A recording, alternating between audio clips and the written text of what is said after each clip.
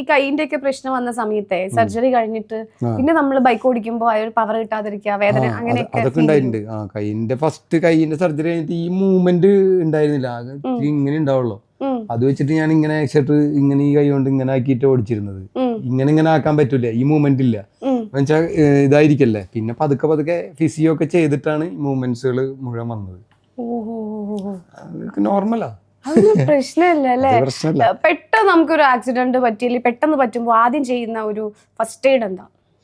ഇല്ല, പെട്ടെന്ന് അത് ഓരോന്നിനും ഇപ്പൊ ഒടിവ് ചതവൊക്കെ ആണെങ്കിൽ നേരെ റെസ്റ്റ് ചെയ്യുക, വേറൊന്നും ചെയ്യരുത്. ആ കൈ ഇപ്പോൾ ഈ കൈ ഇവിടെ റിസ്റ്റ് ഒടിഞ്ഞു എന്ന് പറഞ്ഞില്ലേ, പിന്നെ ഈ കൈ അത് നേരെ എങ്ങനെയെങ്കിലും ഒരു സ്ലിങ് ഇട്ടിട്ട് സപ്പോർട്ട് കൊടുത്തു പോകാന്ന് വെച്ചാൽ, അല്ലെങ്കിൽ ഇപ്പൊ കുറച്ച് ഭാഗം പൊട്ടി മുഴുവൻ പൊട്ടി പോകണ്ടല്ലോ, എവിടെയെങ്കിലൊക്കെ കുറച്ച് സ്ഥലം പൊട്ടിയിട്ടുണ്ട്, മൊത്തം ഒടിച്ച് നശിപ്പിക്കണ്ടല്ലോ. ആ ഒരു മാത്രം ചെയ്യരുത്, അത് ചെയ്യരുത് മാത്രം.